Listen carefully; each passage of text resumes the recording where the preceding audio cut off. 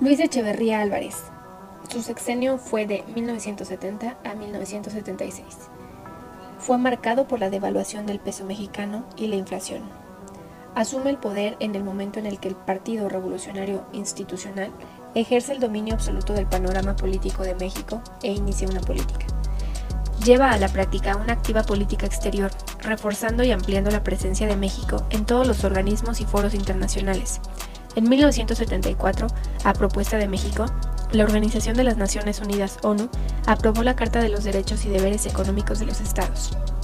Los avances en materia económica que se dieron durante su mandato no fueron suficientes para detener ni sobrepasar la crisis económica internacional que enfrentaba el país, provocada por la escasez de petróleo.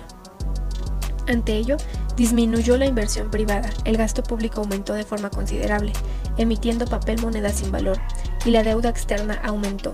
Se disparó exponencialmente al inicio del sexenio, ascendía a $4,000 millones y hacia 1976 tocaba los $30,000 millones. Compró empresas al borde de la quiebra para sostener los empleos, pero a costa de ineficiencias y corrupción. Durante su gobierno, el tipo de cambio fijo que existía desde 1954 era de 12.5 por dólar. Al final de su sexenio llegó a los 20 pesos por dólar. En 1976, al entregar la presidencia a López Portillo, se produjo una nueva devaluación de la moneda, lo cual se afirma como causa, más tarde, de la crisis nacional. José López Portillo.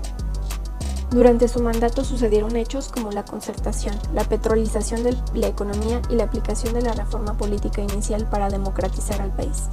En el terreno económico, durante su gobierno, México experimentó en apenas un par de años el más alto crecimiento económico nacional en su historia, seguido de una grave caída debido a una política monetarista y un desperdicio de los recursos públicos provenientes principalmente de los excedentes del petróleo. Abogó por una política de no intervención en los asuntos internos de otros países y promovió la cooperación internacional en temas como el desarrollo y la paz. La súbita caída de los precios del petróleo desencadenó una crisis económica y financiera que se agravó hacia el final del gobierno de López Portillo, al tiempo que los aumentos en las tasas de interés por parte del gobierno estadounidense incrementaron en forma vertiginosa la deuda externa de México, que había recurrido al financiamiento externo para desarrollar las reservas petroleras que habían sido descubiertas, de tal forma que, hacia el final del sexenio de López Portillo, tenía la deuda externa más grande del mundo.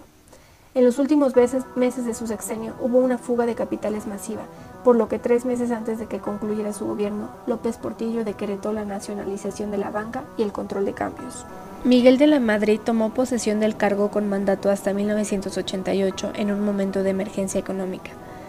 El hundimiento de los precios internacionales del petróleo, debido a una saturación de la oferta en los mercados, había repercutido inmediatamente en toda la estructura productiva y financiera nacional y reventado el engañoso auge desarrollista en los últimos años que basaba la industrialización en el endeudamiento.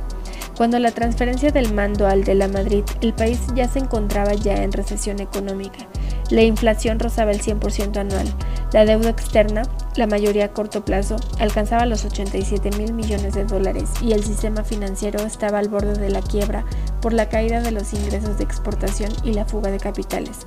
El mandatario mantuvo por el momento el intervencionismo financiero y monetario y anunció un plan anticrisis de 10 puntos que incidía en la austeridad y la recuperación de la liquidez y que postergaba la recuperación de la inversión, el consumo y el crecimiento.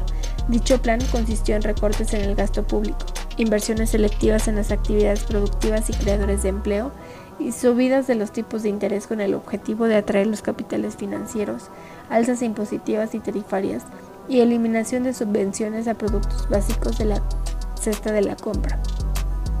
Sin embargo, una temprana y vigorosa depreciación del peso con respecto al dólar se interpretó como el primer paso para el levantamiento del control de cambios en el mercado monetario, y el presidente, aunque aseguró que la nacionalización y la reestructuración del sistema bancario eran irreversibles, solicitó al Congreso la apertura al capital privado de 1/3 de los activos a las entidades a la que la reforma había dado lugar.